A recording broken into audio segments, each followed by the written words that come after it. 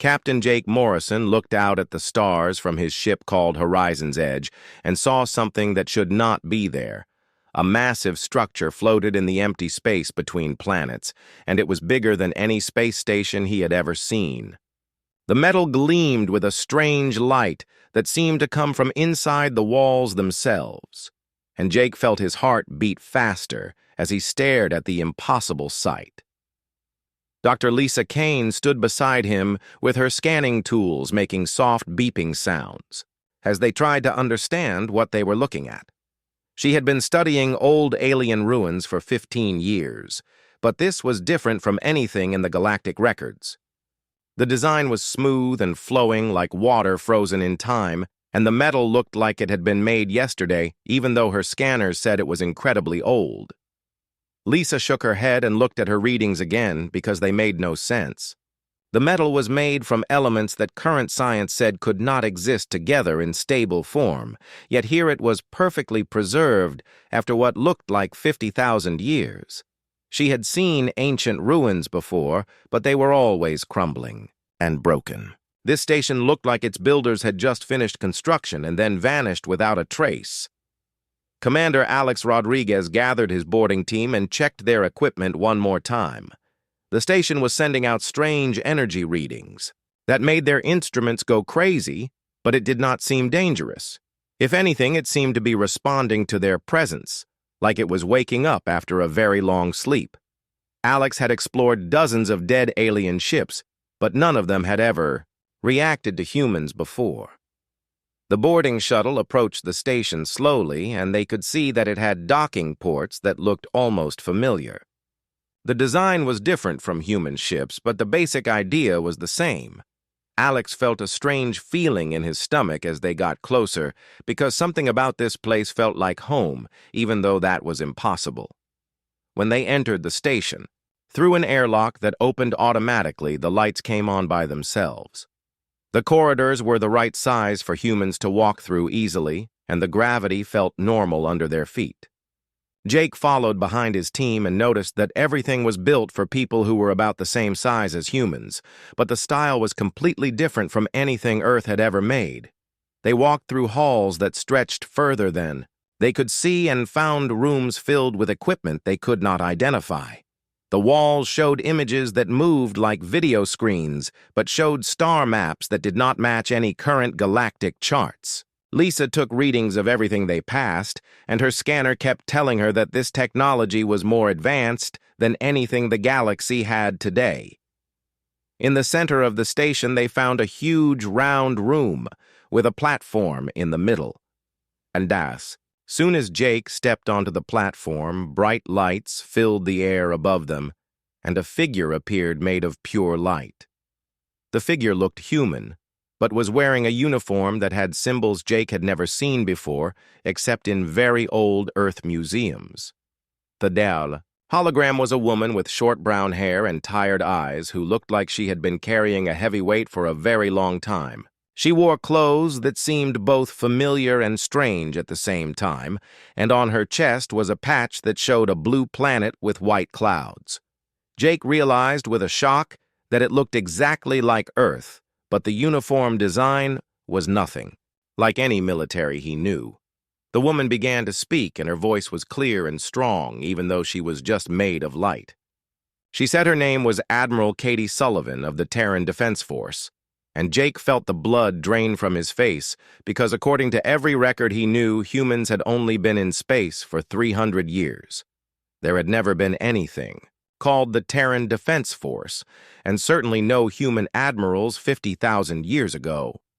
Admiral Sullivan looked directly at Jake as if she could see him, even though she was just a recording.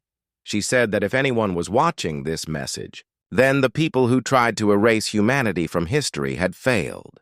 She said this was the final message of her people, and that the truth about humans was hidden in this station, waiting for someone to find it.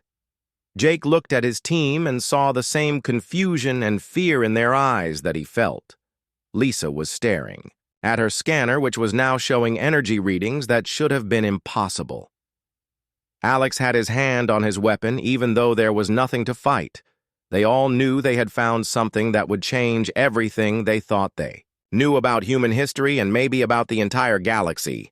The hologram of Admiral Katie Sullivan faded away and was replaced by another figure who appeared in the same spot. This time, it was a man in a different uniform who looked older and more serious. He introduced himself as Colonel Ryan Davis, and Jake could see that his eyes held the kind of sadness that comes from watching terrible things happen to good people. Colonel Davis began to tell a story that made no sense according to everything Jake and his team knew about galactic history. He said that 50,000 years ago, humans were not the simple people living on one small planet that everyone believed them to be. Instead, they had been one of the most powerful and advanced civilizations in known space, with technology that made current galactic science look like children playing with toys. The colonel explained that humans had been the first species to master, faster than light travel, and had shared this knowledge freely with other races they met among the stars. They had built great cities on hundreds of worlds, and had created machines that could do things that seemed like magic. Human scientists had unlocked the secrets of genetics and energy manipulation, while human artists had filled the galaxy with beauty and wonder.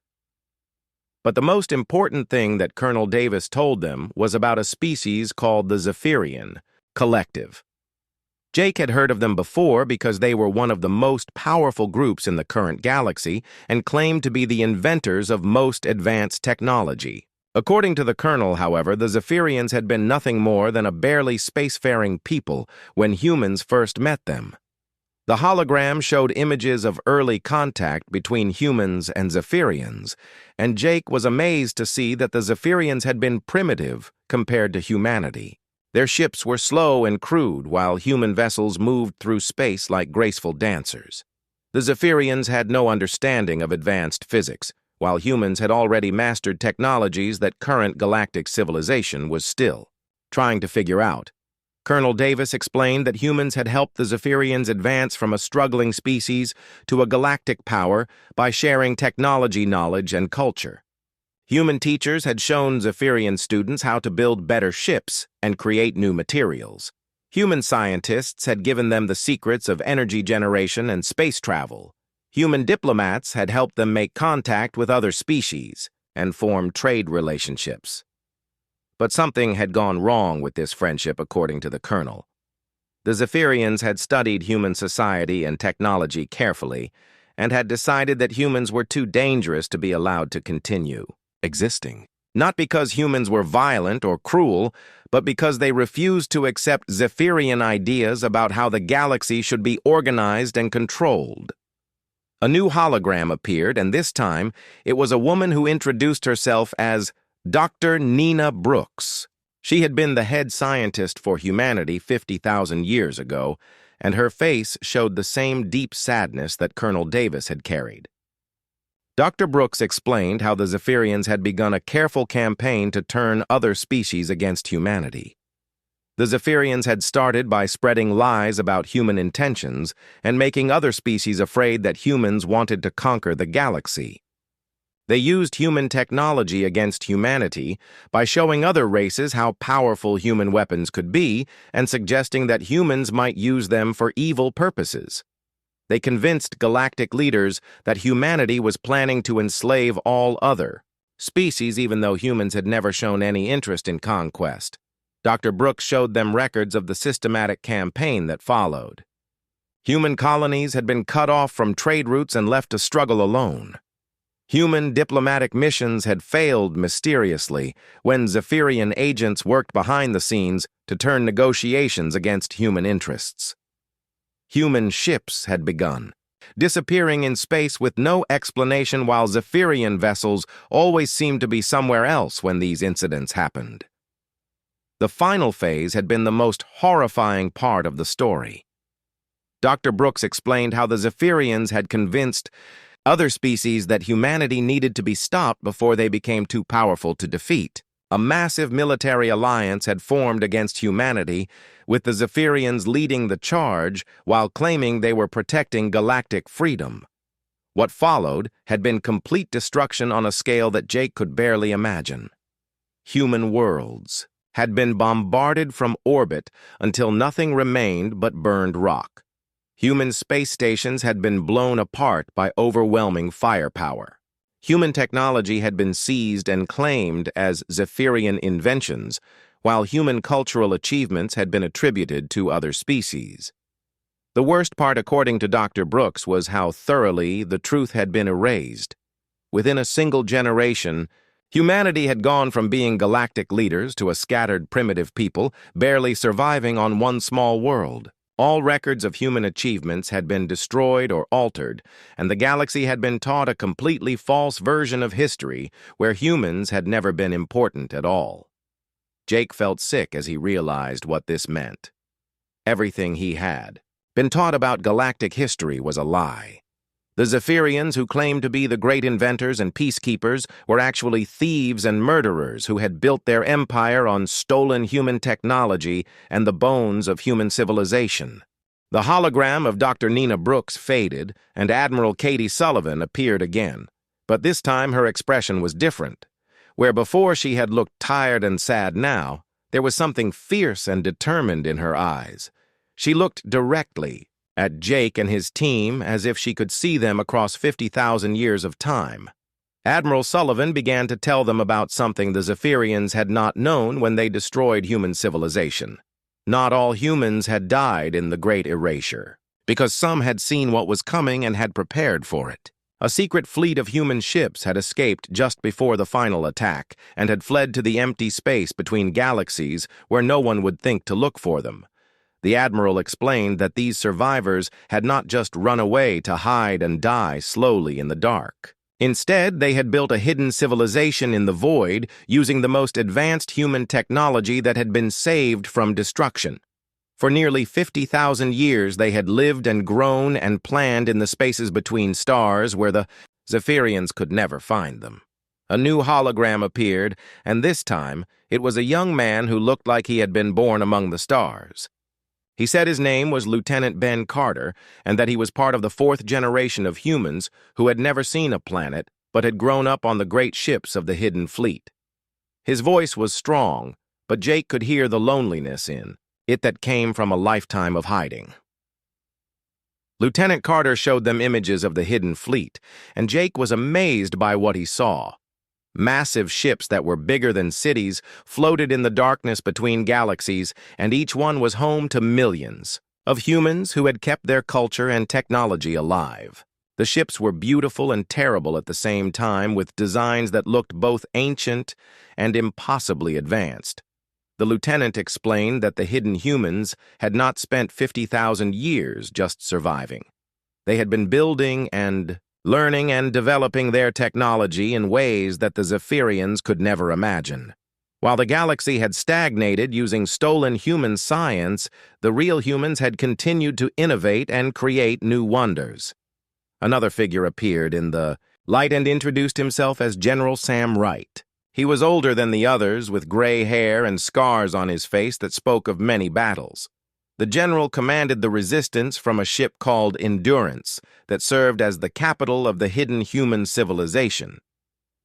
General Wright told them that the resistance had been watching Earth for thousands of years, waiting for their distant cousins to rediscover space travel naturally. The Zephyrians had left Earth alive as proof that humans were primitive and had never been a threat to galactic peace.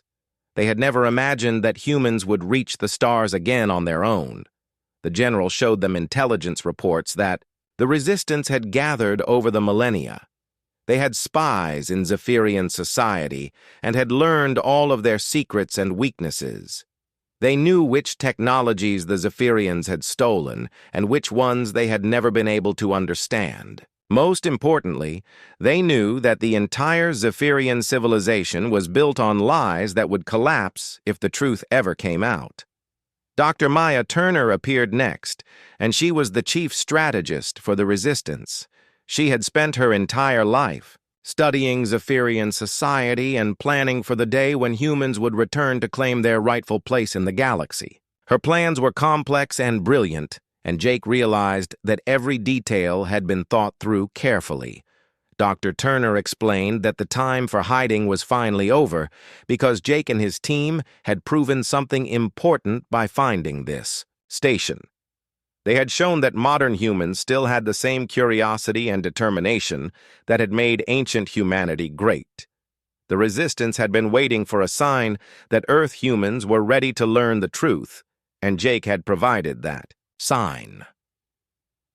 The strategist told them that the galaxy believed humans were primitive because that was what the Zephyrians had taught them for 50 millennia. But Earth humans had reached the stars despite having their true heritage stolen from them, and that proved they were worthy descendants of the great human civilization.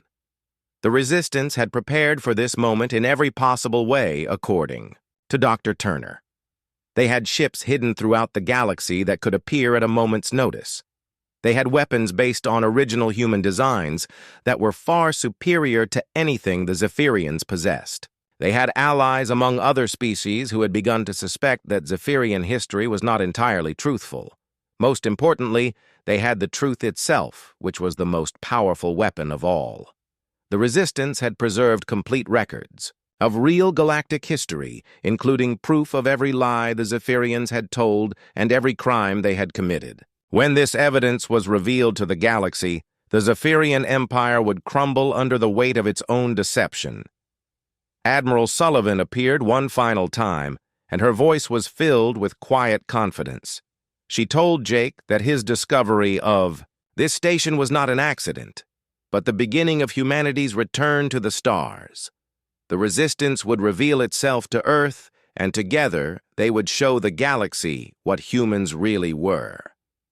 The Admiral promised that the age of lies was ending, and the age of truth was about to begin. Humanity had been erased from history, but they had survived in the darkness and grown strong. Now they would emerge from hiding, not as refugees seeking mercy, but as legends returning to reclaim their stolen heritage. Jake Morrison felt like his world had been turned upside down as he and his team returned to Earth with the impossible data from the ancient station. The journey home seemed to take forever because every piece of evidence they had gathered contradicted everything that humanity had been taught about their place in the galaxy. When they arrived at Earth, the reaction from the government was exactly what Jake had expected. President Claire Adams called an emergency meeting of the Global Council, and Jake found himself standing in front of the most powerful people on Earth, trying to explain something that sounded like science fiction even to him. Dr. Lisa Kane presented the evidence to a room full of skeptical officials who had trouble believing what they were hearing. She showed them the scans of technology that was 50,000 years old, but more advanced than anything humanity could build today. She displayed star charts that showed human colonies on worlds that were supposed to have been empty for millions of years. The hardest part for the council members to accept was the idea that every major breakthrough in galactic science could be traced back to human innovations from 50,000 years ago. Faster than light travel, gravitational manipulation, quantum computing, and dozens of other technologies had all been invented by ancient humans and then stolen by the Zephyrians. Admiral Connor Hayes was the highest-ranking military officer on Earth, and he struggled to understand what this meant for humanity's future. If the evidence was true, then humans were not newcomers to the galactic stage, but were the original architects of galactic civilization returning home after being exiled for 50 millennia. As the council debated the implications of Jake's discovery, strange things began happening throughout human space. Ships that had been assumed to be asteroids or space debris suddenly powered up and revealed themselves to be advanced human vessels. These ships had been hiding in the outer system for years, waiting for the right moment to reveal their true nature. Commander Rachel Smith contacted Earth from a massive ship called Vengeance that had been disguised as a small moon orbiting Neptune. She explained that she was part of the Resistance fleet that had been protecting Earth from a distance while waiting for humans to rediscover their heritage. Her ship alone was more powerful than the entire Earth Defense Force. The Resistance had been preparing for this moment for 47,000 years, according to Commander Smith. Their technology was not just advanced, but had evolved far beyond what the Zephyrians had stolen. They had spent nearly 50 millennia perfecting sciences that the rest of the galaxy thought were impossible. News of the human claims spread across the galaxy faster than anyone had expected, and the reaction was swift and predictable. The Zephyrian collective immediately called the human story a desperate lie told by a primitive species trying to claim importance they had never earned. They demanded that other galactic powers ignore human propaganda and maintain the established order. But some species had been waiting for this moment without even knowing it. The Andromedan Republic had always questioned certain aspects of Zephyrian history because their own ancient records contained references to a powerful species that had suddenly vanished from galactic affairs. The Centauri Federation had noticed that many supposedly Zephyrian technologies bore design elements that seemed to come from somewhere else. President Adams knew that words alone would not be enough to convince the galaxy that humanity was telling the truth. The Resistance understood this too and had prepared the ultimate proof that could not be denied or explained away. Ancient artifacts hidden throughout the galaxy began activating in response to signals from the human fleet.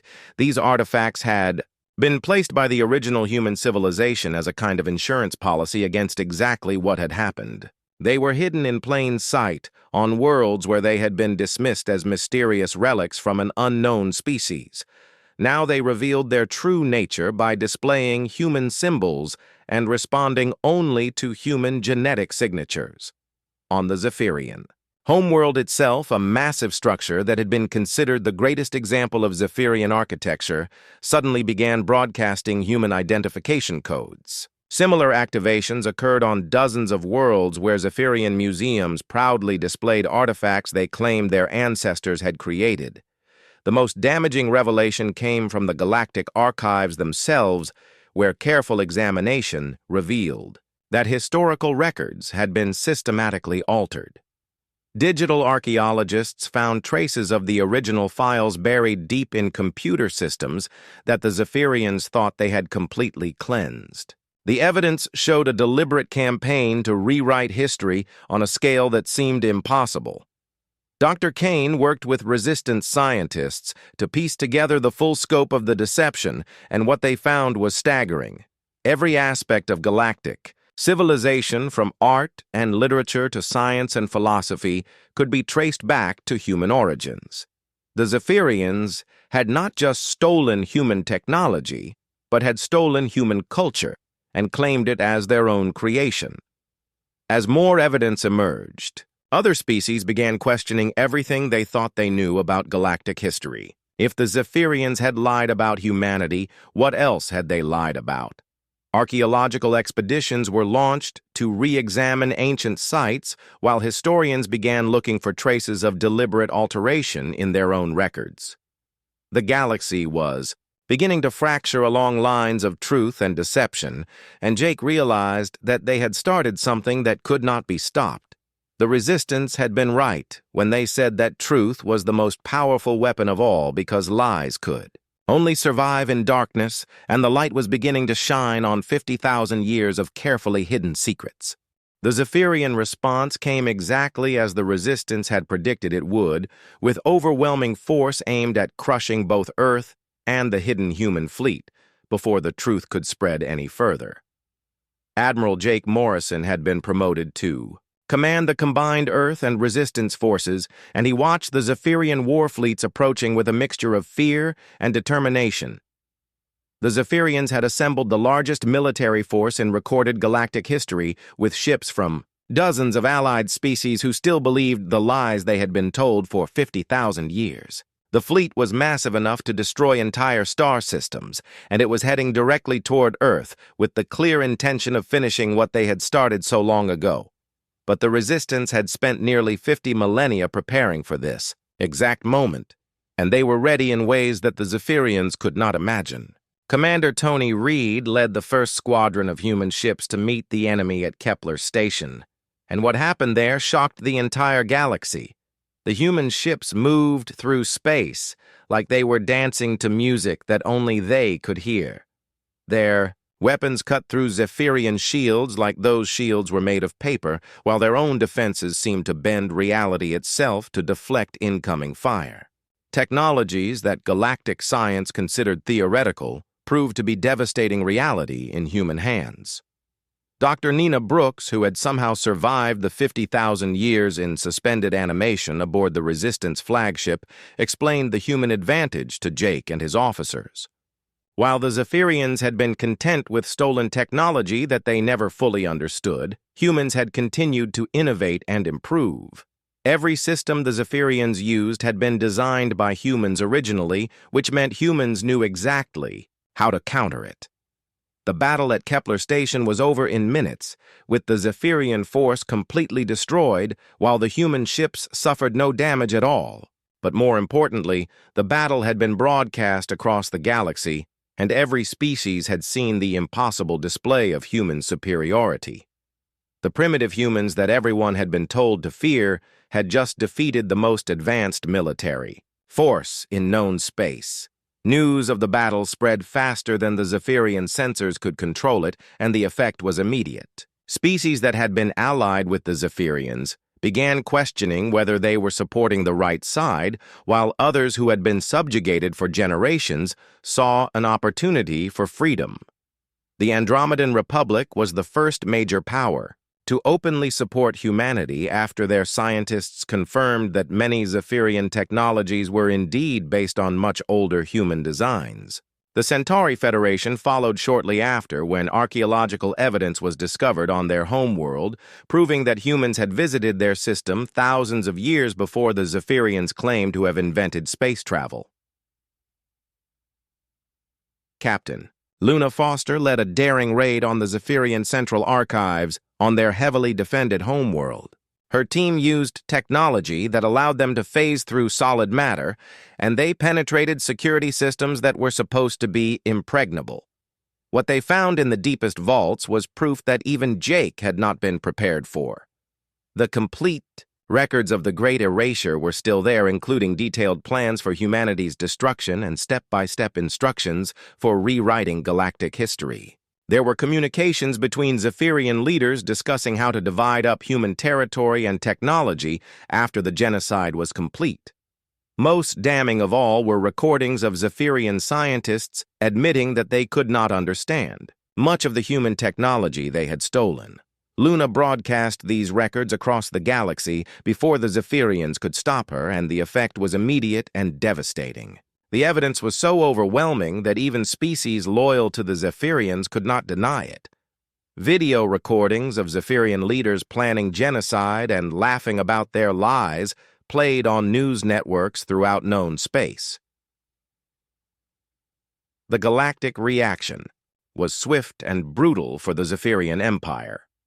Trade routes that had supported their economy for millennia were cut off overnight. Military alliances that had seemed unbreakable dissolved as former allies declared the Zephyrians to be war criminals. Most importantly, the foundation of trust that had held their civilization together crumbled under the weight of revealed truth. Species that had been oppressed under Zephyrian rule for thousands of years rose in rebellion across the galaxy. The Rigel Confederacy declared independence and seized Zephyrian assets in their territory. The Vega Commonwealth expelled all Zephyrian citizens and military forces. Even client species that had been completely dependent on Zephyrian technology began developing their own alternatives. General Sam Wright had predicted this exactly in his strategic planning, according to Resistance records. He had known that the Zephyrian Empire was built on lies, and that revealing the truth would cause it to collapse from within. The general had been right when he said that people who build their power on deception are always vulnerable to exposure. The war that followed was not really a war in the traditional sense, because the Zephyrian military began defecting to humanity in massive numbers. Young Zephyrian officers who had grown up believing they were serving a noble cause were horrified to learn that their entire civilization was based on genocide and theft. Many of them brought their ships and crews over to the human side rather than continue fighting for lies. Jake found himself commanding not just human forces, but a growing coalition of species who wanted to help build a new galactic order based on truth instead of deception. The war was ending not with humanity conquering the galaxy, but with the galaxy choosing to reject the Zephyrian system of control and oppression. As Jake watched Zephyrian strongholds surrender without firing a shot, he realized that the Resistance had been right about the power of truth. Once the lies were exposed, they could not survive because most people preferred freedom to slavery and honesty to deception, even when the truth was painful to accept. The war ended not with humanity conquering the galaxy, but with the complete collapse of the old order that had been built on 50,000 years of lies. Jake Morrison stood in the newly constructed Galactic Assembly Hall watching representatives from hundreds of species work together to build something that had never existed before in galactic history. President Claire Adams addressed the assembly as the first elected leader of the new democratic galactic government. She made it clear that humanity did not seek to rule the galaxy as the Zephyrians had done, but wanted to restore what had been destroyed so long ago. The goal was to create a galaxy where species worked together as equals, sharing knowledge and culture freely without fear or oppression. The transformation was happening faster than anyone had expected because the truth had been like a dam bursting after holding back water for millennia. Once the lies were exposed, the desire for freedom and honest cooperation spread across the galaxy like wildfire. Species that had been enemies for generations discovered they had been manipulated into conflict by Zephyrian agents working to maintain division and control. Dr. Lisa Kane established the Galactic Archaeological Institute with the mission of uncovering and preserving the true history of galactic civilization.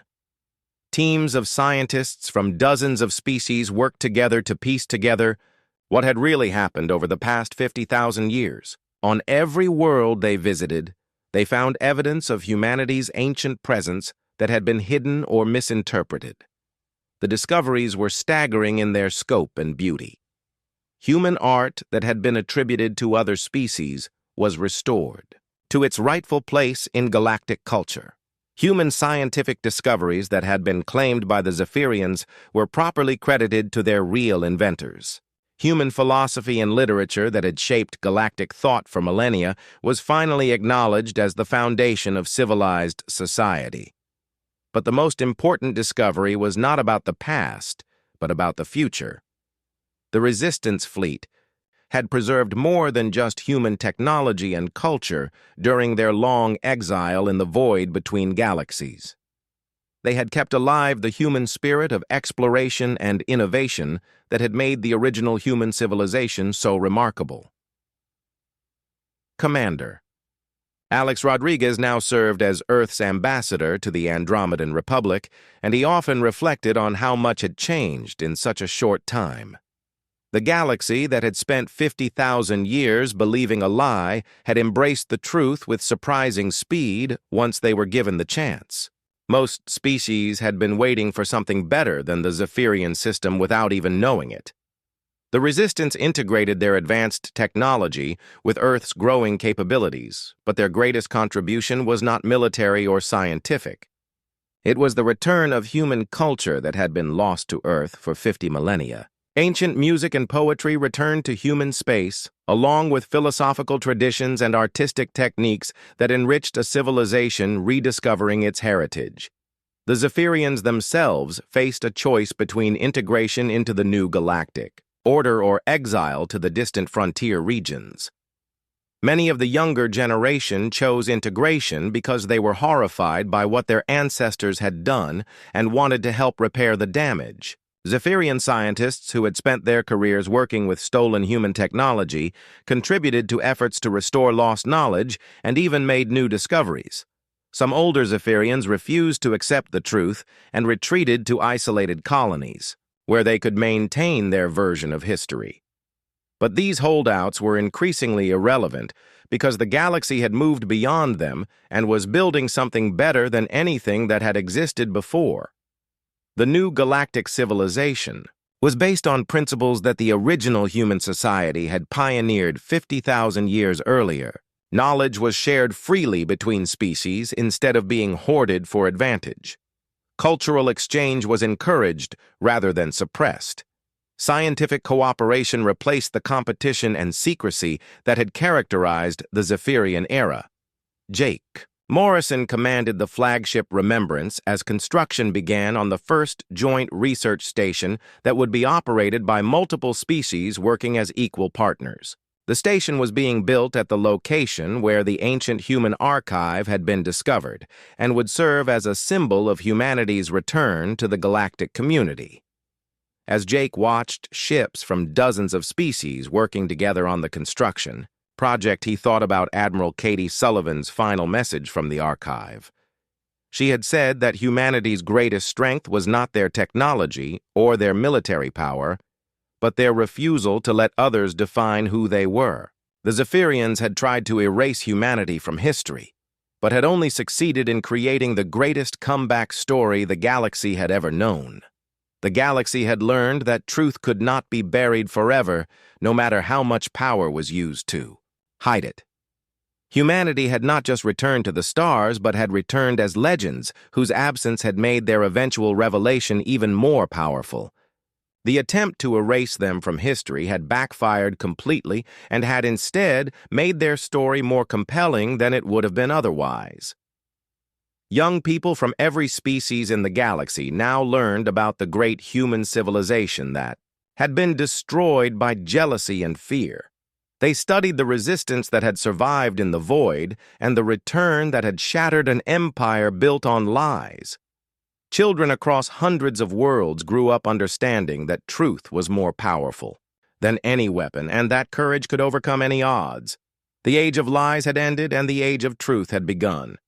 Humanity had become living proof that no force in the universe was strong enough to permanently destroy hope or permanently bury justice. They had shown the galaxy that sometimes the greatest victory was simply refusing to give up and continuing to exist until the moment came to reclaim what had been stolen.